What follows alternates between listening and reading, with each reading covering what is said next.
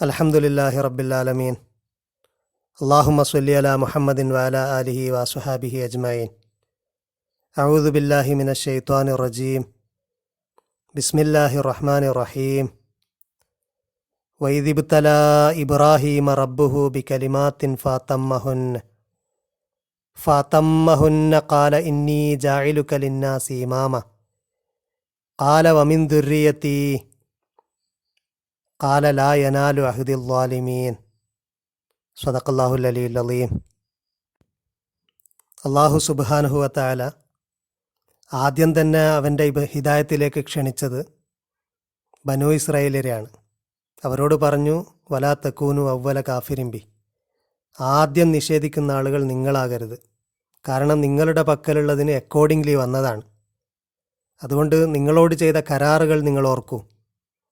നിങ്ങൾക്ക് ഞാൻ നൽകിയ നിഅമത്തുകൾ, ഈജിപ്തിൽ നിന്ന് നിങ്ങൾ അനുഭവിച്ച പീഡനം, അവിടെ നിന്ന് മോചിപ്പിച്ചുകൊണ്ട് വരുന്ന വഴിയിൽ എന്തെന്തെല്ലാം അനുഗ്രഹങ്ങൾ ഞാൻ നിങ്ങൾക്ക് നൽകി. പക്ഷേ നിങ്ങൾ തിരിച്ചെന്താണ് ചെയ്തത്? അങ്ങനെ നിങ്ങൾ ചെയ്തപ്പോൾ നിങ്ങൾക്കുണ്ടായ ശിക്ഷകൾ നിങ്ങൾ ഓർത്തു നോക്കൂ.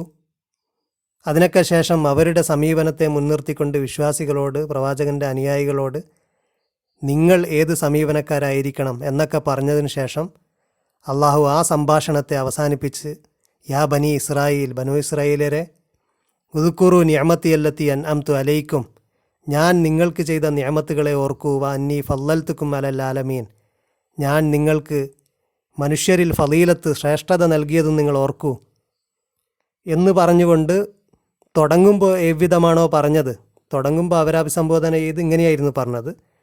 എന്നിട്ട് അള്ളാഹു പറഞ്ഞു, വത്തഖൂ യൗമൻ ലാ തജ്സി നഫ്സുൻ അൻ നഫ്സിൻ ഷൈഅ, ഒരു നഫ്സും മറ്റൊരു നഫ്സിന് ഉപകാരം ചെയ്യാത്ത ഒരു ദിനത്തെ നിങ്ങൾ ഭയപ്പെടൂ. അന്നത്തെ ദിനത്തിൻ്റെ പ്രത്യേകത വലാ യുഖ്ബലു മിൻഹ അദ്ലുൻ, അവിടെ അദില് ഈക്വലായിട്ട്, കോമ്പൻസേഷനായിട്ട്, പകരമായിട്ട് ഒന്നും സ്വീകരിക്കപ്പെടുകയില്ല. വലാ തൻഫഉഹ ഷഫാഅത്തുൻ, ഒരു നഫ്സിനും ഒരാൾക്കും ഒരു ഷഫാഅത്തും ബെനിഫിറ്റ് ചെയ്യില്ല, ഉപകാരപ്പെടില്ല. വലാഹും യുൻസ്വറൂൻ, ആരും അന്ന് സഹായിക്കപ്പെടുകയില്ല. അങ്ങനത്തെ ഒരു നാളിനെ നിങ്ങൾ ഭയപ്പെടൂ എന്ന് അള്ളാഹു പറഞ്ഞുകൊണ്ടാണ് അവസാനിപ്പിച്ചത്. തുടങ്ങുന്ന സമയത്തും ഇത് തന്നെയായിരുന്നു പറഞ്ഞത്. പക്ഷേ രണ്ട് സ്ഥലത്തും പറഞ്ഞതിൻ്റെ ഓർഡറിൽ ചില വ്യത്യാസമുണ്ട്. അവസാനം പറഞ്ഞ ഭാഗത്തിൻ്റെ ഓർഡർ വലാ യുഖ്ബലു മിൻഹ അദ്ലുൻ വലാ തൻഫഉഹ ഷഫാഅത്തുൻ എന്ന് പറഞ്ഞുകൊണ്ടാണ് അവസാനിപ്പിച്ചത്. പക്ഷെ തുടങ്ങുന്ന 48-ാമത്തെ ആയത്തിൽ പറഞ്ഞത് വലാ യുഖ്ബലു മിൻഹ ഷഫാഅത്തുൻ എന്നാണ്. ഇവിടെ വലാ യുഖ്ബലു മിൻഹ അദ്ലുൻ, അദിലിനെയാണ് ആദ്യം പറഞ്ഞത്. തുടങ്ങിയ സ്ഥലത്ത് പറഞ്ഞത് അദിലിനെ രണ്ടാമതാണ്, ആദ്യം ഷഫാഅത്താണ് പറഞ്ഞത്. ഷഫാഅത്ത് സ്വീകരിക്കപ്പെടുകയില്ല. വലാ യുഖദു മിൻഹ അദ്ലുൻ, ആരിൽ നിന്നും കോമ്പൻസേഷൻ ഈക്വലായിട്ടൊന്നും പിടിക്കുകയില്ല, എടുക്കപ്പെടുകയില്ല. കോമ്പൻസേഷനൊന്നും ഈടാക്കപ്പെടുകയില്ല ആരിൽ നിന്നും. ഷഫാഅത്തൊന്നും സ്വീകരിക്കപ്പെടുകയില്ല.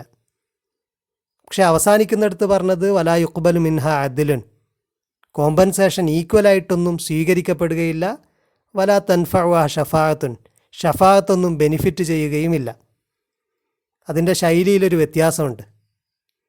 രണ്ടും കൂട്ടി വായിക്കുമ്പോൾ നമുക്ക് മനസ്സിലാകും, ആരിൽ നിന്നും അതിൽ സ്വീകരിക്കപ്പെടുകയില്ല, ഈക്വലായിട്ടൊന്നും കൊടുത്താൽ സ്വീകരിക്കില്ല. അതുപോലെ ഷഫാഅത്തിൻ്റെ കാര്യത്തിലാണെങ്കിൽ ആദ്യം പറഞ്ഞു ഷഫാഅത്ത് സ്വീകരിക്കപ്പെടുകയില്ല, രണ്ടാമത് പറഞ്ഞു ഷഫാഅത്ത് ബെനിഫിറ്റ് ചെയ്യുകയില്ല. അവരുടെ കാര്യം മുഴുവനും പറഞ്ഞതിന് ശേഷം അള്ളാഹു പറഞ്ഞു ഷഫാഅത്തൊന്നും ബെനിഫിറ്റ് ചെയ്യൂല.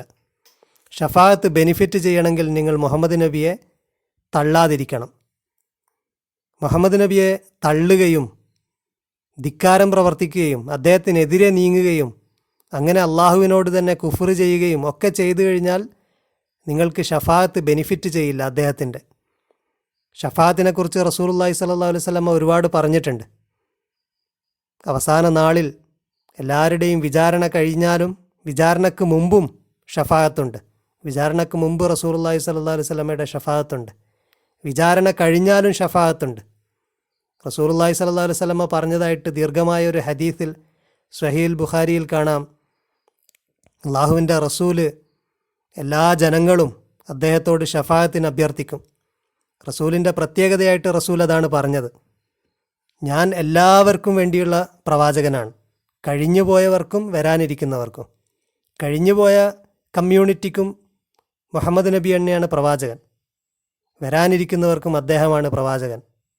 അതുകൊണ്ട് യഹൂദർക്കും ഇനി മുഹമ്മദ് നബിയാണ്, വരാനിരിക്കുന്നവർക്കും മുഹമ്മദ് നബിയാണ്. നേരത്തെ കഴിഞ്ഞുപോയ തലമുറയിലെ ആളുകളും ഷഫാഅത്തിന് വേണ്ടി അവസാനമായിട്ട് ഡിപ്പെൻഡ് ചെയ്യുന്നത് റസൂലുള്ളയാണ്. അങ്ങനെ റസൂലുള്ള ഷഫാഅത്തിന് വേണ്ടിയിട്ട് റബ്ബിൻ്റെ അടുക്കൽ പോകും, അർഷിൻ്റെ അടുത്ത് സുജൂദ് ചെയ്യും എന്നൊക്കെ ഹദീസിൽ പറയുന്നു.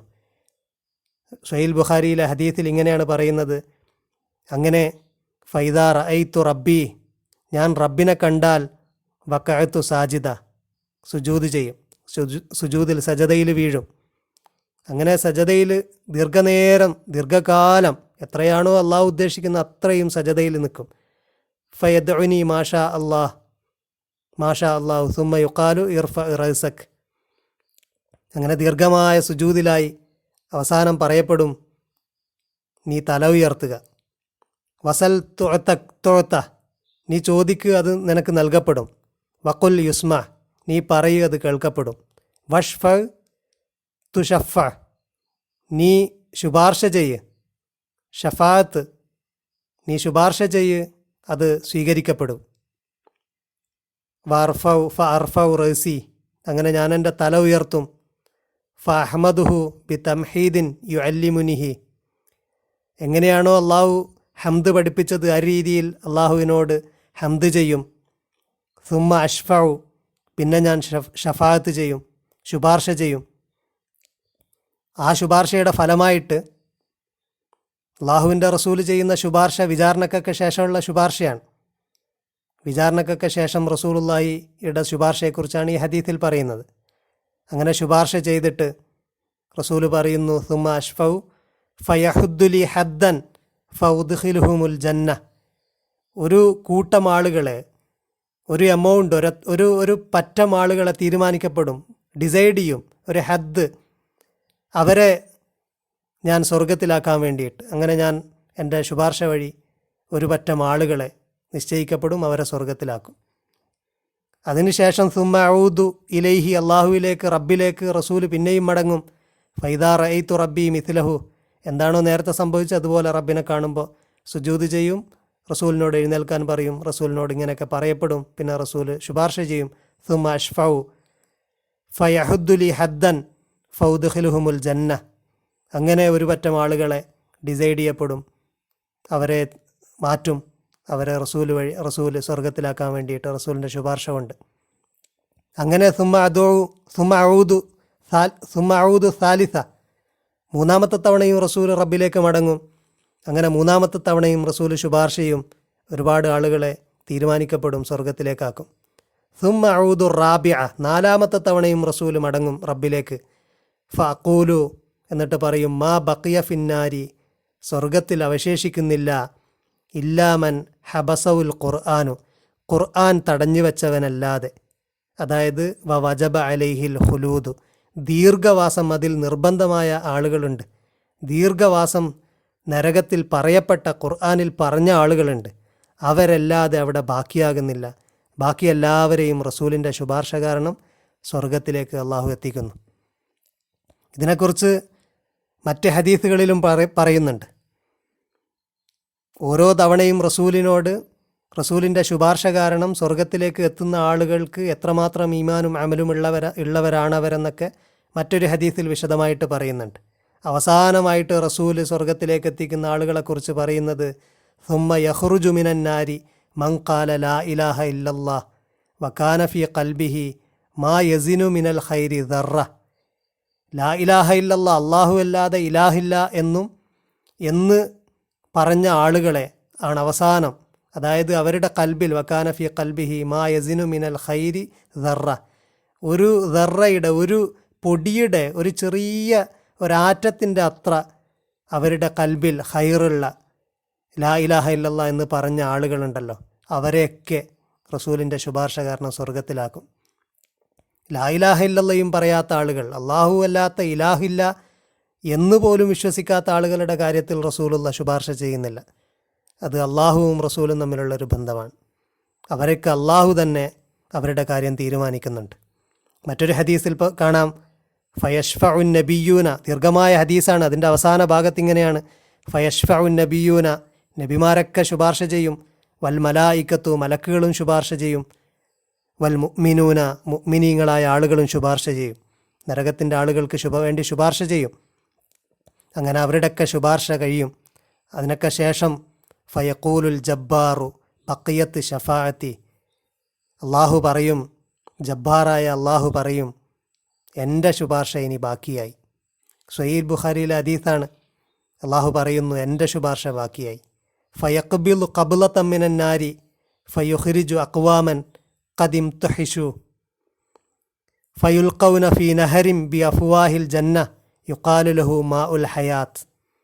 മാഉൽ ഹയാത്ത്, ജീവജലം എന്ന ജലത്തിൽ നരകത്തിൽ നിന്ന് അവസാനം ബാക്കിയായ ആളുകളുണ്ട്. ആർക്കും ശുപാർശ ചെയ്യാൻ കഴിയില്ല, ആരുടെയും ശുപാർശ ഫലിക്കില്ല. മലക്കുകൾ ശുപാർശ ചെയ്തു, പ്രവാചകന്മാരും മൂമിനീങ്ങളുടെ ഒക്കെ ശുപാർശ കഴിഞ്ഞു.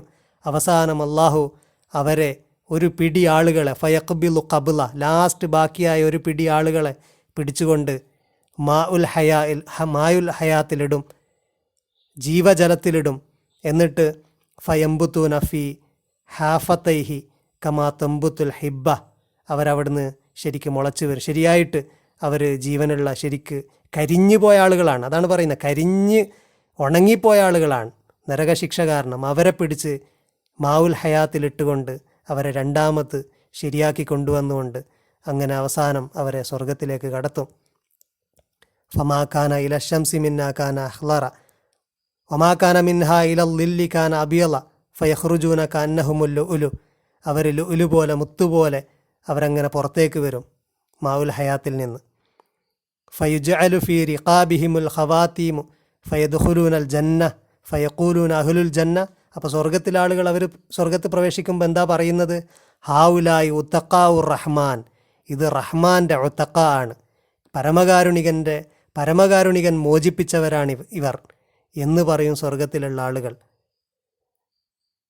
പരമകാരുണികൻ മോചിപ്പിച്ചുകൊണ്ട് അദ്ഖലഹുമുൽ ജന്ന, അവരെ സ്വർഗത്തിലാക്കിയവരാണ്. ബിഗൈരി അമലിൻ അമലൂഹു വലാ ഖൈരിൻ ഖദ്ദമുഹു, ഒരു അമലും ചെയ്യാത്ത, ഒരു ഖൈറും ഭാവിയിലേക്ക് വേണ്ടി മുന്നൊരുക്കി വെച്ചിട്ടില്ലാത്ത ആളുകളെ പരമകാരുണികൻ മോചിപ്പിച്ചവരാണ് എന്ന് സ്വർഗവാസികൾ അവരെക്കുറിച്ച് പറയും. അതിനുശേഷം അവരും സ്വർഗത്തിൽ യാതൊരു കുഴപ്പവുമില്ലാതെ എല്ലാവരെയും പോലെ വസിക്കും. ഇങ്ങനെ പ്രവാചകൻ്റെയും മലക്കുകളുടെയും മുഅ്മിനീങ്ങളുടെയും ഒക്കെ ശുപാർശയുണ്ട്. എല്ലാവരുടെയും ശുപാർശയ്ക്ക് ശേഷം ആളുകളെ സ്വർഗത്തിലേക്കാക്കും. അതിൻ്റെ ഇടയിൽ വലിയ ശിക്ഷ, അദാബുൻ അലീം, വമ്പൻ ശിക്ഷ പലരും അനുഭവിക്കും. ആ ശിക്ഷയെക്കുറിച്ചും റസൂല് പറയുന്നുണ്ട്, ഒരു ചെറിയ ശിക്ഷ തന്നെ എത്ര ഭയാനകരമായ ശിക്ഷയാണ് എന്ന്. അതുകൊണ്ട് ശിക്ഷ ദീർഘകാലം അനുഭവിച്ച് ദീർഘകാലം വസിക്കുന്നവരുണ്ട്.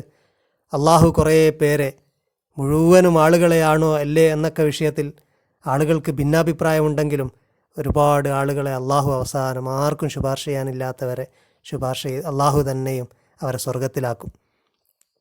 ഇവിടെ അള്ളാഹു അതുകൊണ്ടാണ് പറയുന്നത്, വലാ തൻഫഉഹ ഷഫാഅത്തുൻ, അവർക്ക് ഷഫാഅത്ത് ഫലിക്കുകയില്ല. പ്രവാചകൻ അവർക്ക് വേണ്ടി ഷഫാഅത്ത് ചെയ്യില്ല. നേരത്തെ പറഞ്ഞപ്പോൾ ഇങ്ങനെയല്ല പറഞ്ഞത്, ഇവിടെ കുറച്ചുകൂടെ പോസിറ്റീവായിട്ടാണ് പറഞ്ഞത്. ഷഫാഅത്ത് ഉള്ളതുപോലെ തോന്നിക്കുന്ന രീതിയിലാണ് പറഞ്ഞത്. പ്രവാചകനെക്കുറിച്ചൊക്കെ പറഞ്ഞു, മുഹമ്മദ് നബിയെ നിങ്ങൾ ധിക്കരിച്ച് നിങ്ങൾ തള്ളിക്കഴിഞ്ഞു കഴിഞ്ഞാൽ, പ്രവാചകന്മാരൊക്കെ നിങ്ങൾ ധിക്കരിച്ച് തള്ളിയവരാണ്, കൊന്നവരാണ്, നിങ്ങൾക്ക് ഷഫാഅത്ത് ഫലിക്കുകയില്ല, വലാഹും യുൻസറൂൻ, അവർ സഹായിക്കപ്പെടുകയുമില്ല. ഇതൊക്കെ പറഞ്ഞതിന് ശേഷം അവരോടും അറബികളോടുമായിട്ടാണ് ഇനിയങ്ങോട്ട് അള്ളാഹു സംസാരിക്കുന്നത്. ഇനിയൊരു ട്രയലോഗാണ്. കാരണം യഹൂദരുടെയും അല്ലെങ്കിൽ ബനു ഇസ്രായേലരുടെയും അതുപോലെ അറബികളുടെയും കോമൺ പാട്രിയാർക്കായ ഇവരുടെയൊക്കെ പിതാവായ ഇബ്രാഹീമിലേക്കാണ് പോകുന്നത്. നേരെ പോകുന്നത് ഇബ്രാഹീമിലേക്കാണ്. ഇത് ഇബ്രാഹീമിൻ്റെ പാരമ്പര്യത്തിൽ വന്നതാണ്. ഇബ്രാഹീമിൻ്റെ പാരമ്പര്യത്തിലുള്ള ഇബ്രാഹീമിൻ്റെ മകൻ ഇസ്മായിലിൻ്റെ പുത്രന്മാരാണ് അറബികളെന്നും അതിലൊരു പ്രവാചകനുണ്ടാകുമെന്ന് ഇബ്രാഹീമിനോട്, അതിലൊരു പ്രവാചകൻ ഉണ്ടാവുക എന്നത് ഇബ്രാഹീമിന് നൽകിയ കവനൻ്റ് വാഗ്ദാനത്തിൽ പെട്ടത് തന്നെയാണ്. അതുകൊണ്ട് ഇത് ഇബ്രാഹീമി മില്ലത്തിൽ വന്ന ഒരു പ്രവാചകനാണ് എന്ന കാര്യത്തിലേക്ക് നീങ്ങിക്കൊണ്ട് അറബികളോടും യഹൂദരോടുമായിട്ട് അള്ളാഹു ഇനി സംസാരിക്കുകയാണ്. അള്ളാഹു പറഞ്ഞു തുടങ്ങുന്നത്, വൈദിബ്തല ഇബ്രാഹീമ റബ്ബുഹു ബി കലിമാത്തിൻ. ഇബ്രാഹീമിൻ്റെ റബ്ബ് ഇബ്തല പരീക്ഷിച്ചു, എക്സാമിൻ ചെയ്തു. ഇബ്തല എന്ന് പറഞ്ഞാൽ മുമ്പ് നാം പറഞ്ഞിരുന്നു, പോസിറ്റീവായും നെഗറ്റീവുമായിട്ടുള്ള ഔട്ട്കം ഉണ്ടാകുന്ന എക്സാമിനേഷനാണ്. എക്സാമിനേഷൻ പാസ്സായിട്ട് നല്ല ഉയരങ്ങളിലേക്ക് പോകാം, അത് ഫെയിലായിട്ട് താഴെയും പോകാം. അങ്ങനെ സാധ്യതയുള്ള രീതിയിലുള്ള പരിശോധനക്കാണ് ആ വാക്ക് ഉപയോഗിക്കുന്നത്. ബലാ എന്ന വാക്ക് മുമ്പ് വന്നിരുന്നു. ബനു ഇസ്രായേലരെ കുറിച്ച് പറയുമ്പോൾ തന്നെ ഫിർഔനിൽ നിന്നുള്ള അവരനുഭവിച്ച പീഡനങ്ങളെക്കുറിച്ച് പറഞ്ഞിരുന്നു. അത് വലിയ ഒരു ബലാ ആണ്. ബലാ ഉമ്മിർ റബ്ബിക്കും അലീം, റബ്ബിൽ നിന്നുള്ള വലിയൊരു ബലാ ആണ്, വലിയൊരു എക്സാമിനേഷൻ ആയിരുന്നു എന്ന് പറയുന്നുണ്ട്. ഖുറാനിൽ കാണാം, വബ്തലിൽ യത്താമ, യത്തീമുകളെ നിങ്ങൾ എക്സാമിൻ ചെയ്യുക, ഹത്ത ഇദാ ബലഗുൻ നിക്കാഹ്, അവർ നിക്കാഹിൻ്റെ പ്രായമായോ എന്ന് അവരെ എക്സാമിൻ ചെയ്യുക. അങ്ങനെ നിക്കാഹിൻ്റെ പ്രായമായി അവരിൽ നിങ്ങൾ പ്രായപൂർത്തിയൊക്കെ കാണുകയാണെങ്കിൽ ഫദ്ഫൗ ഇലൈഹിം അംവാലഹും, അവരുടെ ധനം അവരിലേക്ക് നിങ്ങൾ കൊടുക്കണം, നിങ്ങളാണ് അവരുടെ ധനത്തിൻ്റെ സൂക്ഷിപ്പുകാരെങ്കിൽ എന്ന് പറയുന്നിടത്ത് വബ്തലു എന്ന് ഇതേപോലെയാണ് പറഞ്ഞത്. നിങ്ങൾ പരിശോധിക്കുക, പരീക്ഷിക്കുക മീൻസ് എക്സാമിൻ ചെയ്യുക. ഇബ്രാഹിം അലൈഹിസ്സലാമിനെ അള്ളാഹു പരീക്ഷിച്ചു, അഥവാ ഇബ്രാഹീമിന് ചില എക്സാമിനേഷൻ നൽകി. എത്ര മാർക്ക് ഇബ്രാഹീമിന് കിട്ടും, ഇബ്രാഹിം തോൽക്കുമോ, ഇബ്രാഹിം ജയിക്കുമോ? ഇബ്രാഹിം അലൈഹിസ്സലാം ആ എക്സാമിനേഷന് ശേഷം അള്ളാഹു ബി കലിമാത്തിൻ, ചില കൽപ്പനകൾ കൊണ്ടാണ് പരീക്ഷിച്ചത്. കലിമാത്ത് എന്നുള്ളത് കൽപ്പനകളാണ് എന്നാണ് പൊതുവെയുള്ള വ്യാഖ്യാനം. ചില കൽപ്പനകൾ മുഖേന പരീക്ഷിച്ചു, അല്ലെങ്കിൽ എക്സാമിൻ ചെയ്തു. തമ്മഹുന്ന, എല്ലാം ഇബ്രാഹിം പൂർത്തിയാക്കി. എല്ലാ ടെസ്റ്റും വളരെ ഭംഗിയായിട്ട് ഇബ്രാഹിം സക്സസ്ഫുള്ളി കംപ്ലീറ്റ് ചെയ്തു, എല്ലാം വിജയിച്ചു. ഏതൊക്കെ ടെസ്റ്റുകളാണ് എന്നതിനെക്കുറിച്ച് ഇബ്നു അബ്ബാസ് റളിയല്ലാഹു അൻഹു പറയുന്ന റിവായത്തുകളുണ്ട്, തഫ്സീറുകളിൽ ഉദ്ധരിക്കപ്പെട്ട റിവായത്തുകളുണ്ട്. ഇബ്രാഹിം അലൈഹിസ്സലാമിനെ അള്ളാഹു പരീക്ഷിച്ച, അല്ലെങ്കിൽ ഇബ്രാഹിം അലൈഹിസ്സലാം നേരിട്ട ടെസ്റ്റുകൾ, അത് പരിശുദ്ധ ഖുർആനിൽ സൂറ അൽ മുഅ്മിനൂനിലും അതുപോലെ സൂറ അൽ അഹ്സാബിലും ഒക്കെ പറഞ്ഞ കാര്യങ്ങളാണ് എന്ന് പറയുന്നു. സൂറ അൽ അഹ്സാബിൽ, അതുപോലെ സൂറ അൽ മുഅ്മിനൂനിൽ, സൂറ അൽ മആരിജിൽ, ഇവിടെയൊക്കെ മുഅ്മിനീങ്ങളുടെ ചില വിശേഷണങ്ങൾ പറയുന്നുണ്ട്. മുഅ്മിനീങ്ങൾ എങ്ങനെയുള്ള ആളുകളായിരിക്കണം, അവിടെ പറയുന്ന വിശേഷണങ്ങളൊക്കെ ഇബ്രാഹിം അലൈഹിസ്സലാമിനെ പരീക്ഷിച്ച പരീക്ഷണങ്ങളാണ് എന്ന് ഇബ്നു അബ്ബാസ് റളിയല്ലാഹു അൻഹുവിൽ നിന്ന് നിവേദനം ചെയ്യപ്പെട്ടിരിക്കുന്നു. ഉദാഹരണത്തിന് സൂറ അൽ അഹ്സാബിൽ പറയുന്നത് ഇന്നൽ മുസ്ലിമീന വൽ മുസ്ലിമാത്ത് വൽ മുഅ്മിനീന വൽ മുഅ്മിനാത്ത്. അപ്പോൾ ഇതിൻ്റെ വ്യാഖ്യാനത്തിൽ പറയുന്നത് ഒന്നാമത്തെ പരീക്ഷണം ഇസ്ലാമിൻ്റെ വിഷയത്തിലായിരുന്നു, അൽ ഇസ്ലാം, അദ്ദേഹത്തിൻ്റെ പൂർണ്ണമായ സമർപ്പണത്തിൻ്റെ വിഷയത്തിലായിരുന്നു. രണ്ടാമത്തത് വൽ മുഅ്മിനീന വൽ മുഅ്മിനാത്ത്, ഈമാൻ്റെ വിഷയത്തിലായിരുന്നു ഇബ്രാഹിം അലൈഹിസ്സലാമിൻ്റെ പരീക്ഷണം. ഇസ്ലാം എന്നത് ഈമാന് കൂടെ ഉൾക്കൊള്ളുന്ന വലിയൊരു സാധനമാണ്. ഇസ്ലാമാണ് വലുത്, ഈമാൻ അതിൽ ഉൾക്കൊള്ളുന്ന ഒന്നാണ്. ശരീരവും ഹൃദയവും പോലെ, ശരീരമാണ് വലുത്, ശരീരത്തിൽ ഉൾക്കൊള്ളുന്നതാണ് ഹൃദയം. പക്ഷേ ശരീരത്തെ മാത്രവും ഹൃദയത്തെ സെപ്പറേറ്റും നമ്മൾ വിലയിരുത്തി കഴിഞ്ഞാൽ ഹൃദയമാണ് പ്രധാനപ്പെട്ടത്. കാരണം ശരീരത്തിലെ പലതും ഇല്ലെങ്കിലും ശരീരം നിലനിൽക്കും.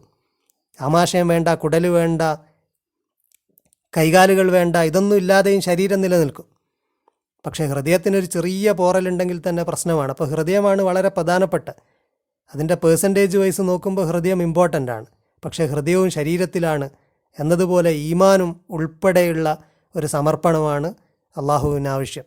അതുകൊണ്ട് സമർപ്പണമാണ് ഏറ്റവും ഇമ്പോർട്ടൻ്റ്. സമർപ്പണം, അങ്ങനെ സമർപ്പണത്തിൻ്റെ വിഷയത്തിൽ ഇബ്രാഹിമിനെ പരീക്ഷിച്ചു, പരിശോധിച്ചു. സമർപ്പണത്തിൽ ഇബ്രാഹിമിന് 100 മാർക്ക്. പിന്നെ ഈമാൻ്റെ വിഷയത്തിൽ പരിശോധിച്ചു, അള്ളാഹുവിൻ്റെ എന്തൊക്കെ കാര്യത്തിൽ ട്രസ്റ്റ് ചെയ്യുന്നുണ്ട്, എന്തൊക്കെ കാര്യം അംഗീകരിക്കുന്നുണ്ട്, എല്ലാ കാര്യങ്ങളും ഇബ്രാഹിം അംഗീകരിച്ചു. ഈമാൻ്റെ കാര്യത്തിലും ഫുൾ മാർക്ക്.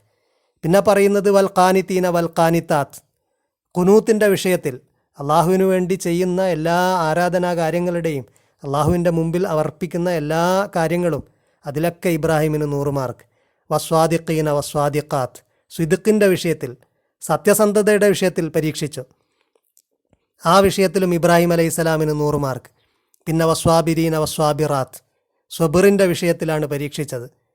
സത്യത്തിന് വേണ്ടി അടിയുറച്ച് നിൽക്കുന്നുണ്ടോ, പ്രതിസന്ധികളിലും അടിപതറാതെ ക്ഷമിച്ച് നിലകൊള്ളുന്നുണ്ടോ, എന്ത് പ്രയാസങ്ങൾ നേരിട്ടാലും അള്ളാഹുവിനു വേണ്ടിയിട്ട് തന്നെ നിലകൊള്ളുന്നുണ്ടോ, വ്യഗ്രതയില്ലാത്ത രീതിയിൽ. അങ്ങനെയുള്ള സ്വബർ ഇബ്രാഹിം അലൈഹിസ്സലാമിനുണ്ടായിരുന്നു. സ്വബറിൻ്റെ വിഷയത്തിലും ഇബ്രാഹിം അലൈഹിസ്സലാം വിജയിച്ചു. പിന്നെ പരീക്ഷിച്ചത് വൽ ഖാഷിഈന വൽ ഖാഷിആത്ത്, ഖുശൂഇൻ്റെ കാര്യത്തിലാണ്. താഴ്മയുണ്ടോ, റബ്ബിൻ്റെ മുമ്പിൽ വിനയമുണ്ടോ, വളരെ വിനയാന്വിതനായിട്ടാണോ ഭൂമിയിൽ നടക്കുന്നത്, സഹജീവികളോടും മറ്റ് മൊത്തം സൃഷ്ടികളോടൊക്കെ എന്താണ് നിലപാട്? കിബിറുണ്ടോ? ഇല്ല, കിബിറില്ല. വളരെ ഖുശൂ ആണുള്ളത്. ഖുശൂവിൻ്റെ വിഷയത്തിലും ഇബ്രാഹിമിന് വിജയം. അതുപോലെ വൽ മുത്തസദ്ദിഖീന വൽ മുത്തസദ്ദിഖാത്ത്, തസദ്ദുഖിൻ്റെ വിഷയത്തിലാണ് പരീക്ഷിച്ചത്. പിന്നെ അതായത് സ്വതക്കയുടെയും മറ്റുള്ളവർക്ക് ചെയ്യുന്ന ഗുണങ്ങളുടെയും മറ്റുള്ളവർക്ക് ചെയ്യുന്ന ഉപകാരങ്ങളുടെയൊക്കെ വിഷയത്തിൽ എല്ലാവർക്കും ഉപകാരം ചെയ്യുന്ന, എല്ലാവർക്കും സ്വതക്ക ചെയ്യുന്ന, ഇൻഫാക്ക് ചെയ്യുന്ന ഇബ്രാഹിമിനെയാണ് കണ്ടത്. അപ്പോൾ തസദ്ദുഖിൻ്റെ വിഷയത്തിലും ഇബ്രാഹിം വിജയിച്ചു. പിന്നെ വസ്വാഇമീന വസ്വാഇമാത്ത്, സുയാമിൻ്റെ വിഷയത്തിലാണ്. സുയാമിൻ്റെ വിഷയത്തിലും മിണ്ടാതിരിക്കുക, നല്ലത് മാത്രം പറയുക. ഭക്ഷണത്തിൻ്റെ വിഷയം, അള്ളാഹുവിന് വേണ്ടി ഭക്ഷണം, നോമ്പ്, അതുപോലെ വേണ്ടാത്ത ശരീരത്തിൻ്റെ ഇച്ഛകളൊക്കെ തടഞ്ഞു നിർത്തുക, ശരീരയിച്ഛകൾക്ക് അധികം കൊടുക്കാതിരിക്കുക. ഇത്തരം തുടങ്ങിയ സാധനങ്ങളൊക്കെ പിടിച്ചു നിർത്തലാണ് സുയാം. അത് നമ്മൾ അനുഷ്ഠിക്കുന്ന നോമ്പും ഒക്കെ അതിൽപ്പെടും. അതിൻ്റെയൊക്കെ വിഷയത്തിൽ പരീക്ഷിച്ചു, അതിലും വിജയം. പിന്നെ പരീക്ഷിച്ചത് വൽഹാഫിളാത്തി ഫുറൂജഹും വൽഹാഫിളീന ഫുറൂജഹും വൽഹാഫിളാത്തി, ഹിഫുലുൻ ലിൽ ഫുറൂജിൻ്റെ വിഷയത്തിലാണ്. ഹിഫുലുൻ ലിൽ ഫുറൂജ് അതായത് ലൈംഗിക അവയവങ്ങളുടെ സംരക്ഷണം. ലൈംഗിക വികാരങ്ങളെ മാനസികമായും അതുപോലെ ശാരീരികമായിട്ടുമൊക്കെ അള്ളാഹുവിൻ്റെ പരിധികളെ അതിലംഘിക്കുന്നുണ്ടോ? ലൈംഗിക വിഷയത്തിൽ ഇബ്രാഹിം എത്രമാത്രം സൂക്ഷ്മത പുലർത്തുന്ന ആളാണ്. ആ വിഷയത്തിലും അള്ളാഹു നോക്കി, അതിലും ഇബ്രാഹിമിന് വിജയിച്ചു. പിന്നെ പരീക്ഷിച്ച കാര്യം പറയാണ് വദ്ദാക്കിരീന വദ്ദാക്കിറാത്ത്, ദിക്റിൻ്റെ, അള്ളാഹുവിനെ തന്നെ സ്മരിക്കുന്ന കാര്യത്തിലാണ്. എപ്പോഴും നൈരന്തര്യം ദിക്റിനുണ്ടോ? ദിക്റിലുണ്ട്, എപ്പോഴും നിരന്തരം ദിക്റുണ്ട്. ആ വിഷയത്തിലും ഇബ്രാഹിം അലൈഹിസ്സലാം വിജയിച്ചു. ഇങ്ങനെ 10 കാര്യങ്ങളിലാണ് ഇബ്രാഹിമിനെ പരീക്ഷിച്ചത് എന്ന് ഇബ്നു അബ്ബാസ് റളിയല്ലാഹു അൻഹുവിൽ നിന്ന് നിവേദനം ചെയ്യപ്പെട്ടിട്ടുണ്ട്. ഈ വിഷയങ്ങളിലൊക്കെയുള്ള പരീക്ഷണങ്ങൾ ഏത് വിധത്തിലാണ് ഇബ്രാഹിമിന് വന്നത് എന്നൊക്കെ ചില ഉദാഹരണങ്ങൾ ഖുർആനിൽ തന്നെ നമുക്ക് കാണാം. ഇബ്രാഹിം അലൈഹിസ്സലാം നേരിട്ട പരീക്ഷണങ്ങൾ അതൊക്കെ വിജയിച്ചപ്പോൾ അള്ളാഹു പറയുന്നത്, അള്ളാഹു ഒരു ഹോണർ കൊടുത്തു. ആ ഹോണർ കൊടുക്കുന്നതിന് മുമ്പുള്ള ജീവിതത്തെ മുഴുവനും അള്ളാഹു സംഗ്രഹിച്ച് പറഞ്ഞതാണ് ഇതിബ്തല ഇബ്രാഹിമ റബ്ബുഹു, ഇബ്രാഹിമിൻ്റെ റബ്ബ് എക്സാമിൻ ചെയ്തതാണ്. അതാണ് ടോട്ടൽ. ചില കൽപ്പനകൾ കൊണ്ട് എക്സാമിൻ ചെയ്തു. തമ്മഹുന്ന, അതൊക്കെ ഇബ്രാഹിം സക്സസ്ഫുള്ളി ഫിനിഷ് ചെയ്തു. അതാണ് ഇബ്രാഹിമിൻ്റെ ടോട്ടൽ ലൈഫിൻ്റെ ഒരു സംഗ്രഹം. അതാണ്. വലിയ കഥയൊന്നും പറയുന്നില്ല, ബൈബിളിൽ പറയുന്ന പോലെ മൊത്തത്തെ ഒരൊറ്റ ലൈനിൽ സംഗ്രഹിച്ചിട്ട് പറഞ്ഞു, ഖാല ഇന്നി ജാഇലുക ലിന്നാസി ഇമാമ, ഞാൻ നിന്നെ മനുഷ്യർക്ക് ഇമാമാക്കുന്നു. ഞാൻ നിന്നെ മനുഷ്യർക്ക് ഇമാമാക്കുകയാണ്, നേതാവാക്കുകയാണ്. അവരെ ഗൈഡ് ചെയ്യേണ്ട, ലീഡ് ചെയ്യേണ്ട, നിന്നെ പാട്രിയാർക്കാക്കി മാറ്റുകയാണ് എന്ന് പറഞ്ഞു. അപ്പോൾ നിന്നെ നേതാവാക്കുകയാണ് എന്ന് പറഞ്ഞപ്പോൾ ഇബ്രാഹിം അലൈഹിസ്സലാം പറഞ്ഞു ഇമാമാക്കുകയാണെന്ന് പറഞ്ഞപ്പോൾ, ഗൈഡ് ചെയ്യേണ്ട ആളാക്കുകയാണ് എന്ന് പറഞ്ഞപ്പോൾ ഇബ്രാഹിം ഉടനെ പറഞ്ഞത് വമിൻ ദുർരിയത്തി, എൻ്റെ കുടുംബത്തെയും എന്നാണ്. ഇതൊരു വലിയ ഉത്തരവാദിത്തമാണ്, അള്ളാഹുവിൽ നിന്നുള്ള വലിയ ഉത്തരവാദിത്തമാണ്. ഒരു സമ്മാനം എന്നതിനേക്കാൾ ഉപരിയായിട്ടൊരു ഉത്തരവാദിത്തമാണ്. ആ ഉത്തരവാദിത്തം നിനക്ക് നൽകുന്നു, മൊത്തം മനുഷ്യരെ ഗൈഡ് ചെയ്യേണ്ട ഉത്തരവാദിത്തം എന്ന് പറഞ്ഞപ്പോൾ പറഞ്ഞു എൻ്റെ കുടുംബത്തിനും. അപ്പോൾ അള്ളാഹു പറഞ്ഞു, ഖാല ലാ യനാലു അഹ്ദി അല്ലാലിമീൻ, എൻ്റെ കരാർ ലാലിമീങ്ങൾക്ക്, അക്രമികൾക്ക് ബാധകമല്ല. നിൻ്റെ കുടുംബത്തിലുണ്ടാകും ഇമാമത്ത്, പക്ഷേ അക്രമം ചെയ്യുന്ന ആളുകൾക്ക് എൻ്റെ കരാർ അവർക്കില്ല, അവരോട് എൻ്റെ കരാറില്ല. അബ്രഹാമുമായിട്ട് യഹോവ കരാർ ചെയ്ത കാര്യം ബൈബിളും പറയുന്നുണ്ട്. പക്ഷേ ബൈബിൾ അവിടെ വളരെ സ്പെസിഫിക്കലി ചില കാര്യങ്ങൾ പറയുന്നുണ്ട്. ഉദാഹരണത്തിന് ഉൽപ്പത്തിയിലെ 17, ജനസിസിലെ 17-ാം അധ്യായത്തിൽ ഇങ്ങനെ കാണാം, അബ്രാമിന് 99 വയസ്സായപ്പോൾ യഹോവ അബ്രാമിനു പ്രത്യക്ഷനായി അവനോട് ഞാൻ സർവശക്തിയുള്ള ദൈവമാകുന്നു, നീ എൻ്റെ മുമ്പാകെ നടന്നു നിഷ്കളങ്കനായിരിക്ക, എനിക്കും നിനക്കും മധ്യേ ഞാൻ എൻ്റെ കരാർ സ്ഥാപിക്കും, നിന്നെ അധികമധികമായി വർദ്ധിപ്പിക്കും എന്ന് അരുളി ചെയ്തു. അപ്പോൾ അബ്രാം സാഷ്ടാംഗം വീണു. ദൈവം അവനോട് അരുൾ ചെയ്തതെന്തെന്നാൽ, എനിക്ക് നിന്നോട് ഒരു കരാറുണ്ട്, നീ ബഹുജാതികൾക്ക് പിതാവാകും. ഇനി നിന്നെ അബ്രാം എന്നല്ല വിളിക്കേണ്ടത്, ഞാൻ നിന്നെ ബഹുജാതികൾക്ക് പിതാവാക്കിയിരിക്കയാൽ നിന്റെ പേർ അബ്രഹാം എന്നിരിക്കണം. അങ്ങനെ 99 വയസ്സായപ്പോൾ, ബൈബിൾ പറയുന്നത് 99 വയസ്സായപ്പോൾ അബ്രാം എന്നുള്ള എന്നായിരുന്നു മുമ്പ് പേര്. ആ പേര് മാറ്റി അബ്രഹാം എന്നാക്കി മാറ്റി. ആ ഒരു പേരിൽ തന്നെ, പേര് മാറ്റുന്നതിൽ തന്നെ, പേരുമാറ്റൽ അതിൻ്റെ ഈ ഒരു കരാറിൻ്റെ ഒരു സൂചനയാണ്. കരാറ് നൽകിയതിൻ്റെ ഒരു ഹോണറാണ്. കരാറ് നൽകിക്കൊണ്ട് അബ്രഹാമിന് പുതിയ പേര് യഹോവ നൽകി. 99-ാം വയസ്സിലാണ്. ആ കരാറിനെക്കുറിച്ച് ഉൽപ്പത്തി 17:20 പറയുന്നു, ഈ കരാറ് അബ്രഹാം ചെയ്തപ്പോൾ അബ്രഹാമിനൊരു പുത്രനാണ് ഉണ്ടായിരുന്നത്. ആ പുത്രനാണ് ഇസ്മായിൽ. അപ്പോൾ ഇസ്മായിലിന് ഈ കരാറ് ബാധകമാണ് എന്ന് പറയുന്നു. ഇസ്മായിലിനെക്കുറിച്ചും 20 പറയുന്നു, ഇസ്മായിലിനെക്കുറിച്ചും ഞാൻ നിൻ്റെ അപേക്ഷ കേട്ടിരിക്കുന്നു. ഞാൻ അവനെ അനുഗ്രഹിച്ച് അത്യന്തം സന്താനപുഷ്ടിയുള്ളവനാക്കി വർദ്ധിപ്പിക്കും. അവൻ 12 പ്രഭുക്കന്മാരെ ജനിപ്പിക്കും. ഞാൻ അവനെ വലിയൊരു ജാതിയാക്കും. എൻ്റെ നിയമം ഞാൻ ഉറപ്പിക്കുന്നതോ ഇനിയത്തെ ആണ്ട് ഈ സമയത്ത് സാറ നിനക്ക് പ്രസവിപ്പാനുള്ള ഇസ്ഹാക്കിനോടാകുന്നു. 21-ാം വചനത്തിൽ അങ്ങനെ ഒരു കാര്യം കൂടെ പറയുന്നു. ഇസ്മായിലിൻ്റെ കാര്യം 20-ാം വചനത്തിൽ പറഞ്ഞിട്ട് 21-ൽ ഒരു പുതിയ കാര്യം തിരികെ കയറ്റിയിട്ടുണ്ട്. അതിങ്ങനെയാണ്, എൻ്റെ നിയമം അഥവാ എൻ്റെ കരാർ ഞാൻ ഉറപ്പിക്കുന്നതോ ഇനിയത്തെ ആണ്ട് ഈ സമയത്ത് സാറ നിനക്ക് പ്രസവിപ്പാനുള്ള ഇസ്ഹാക്കിനോടാകുന്നു. എൻ്റെ കരാർ ഇസ്മായിലിന് ബാധകമല്ല എന്ന ഒരു വചനം 21-ാം വചനം നമുക്കവിടെ കാണാൻ കഴിയും. അള്ളാഹു പറയുന്നു അങ്ങനെയല്ല. ഇബ്രാഹിം പറഞ്ഞത് എൻ്റെ കുടുംബത്തിനും അമിൻ ദുർരിയത്തി എന്നാണ്. എൻ്റെ കുടുംബത്തിനുമെന്ന് പറഞ്ഞപ്പോൾ അള്ളാഹു അതിൽ എക്സെപ്ഷൻ പറഞ്ഞത് ലാലിമീങ്ങൾക്കില്ല എന്നുള്ളതാണ്.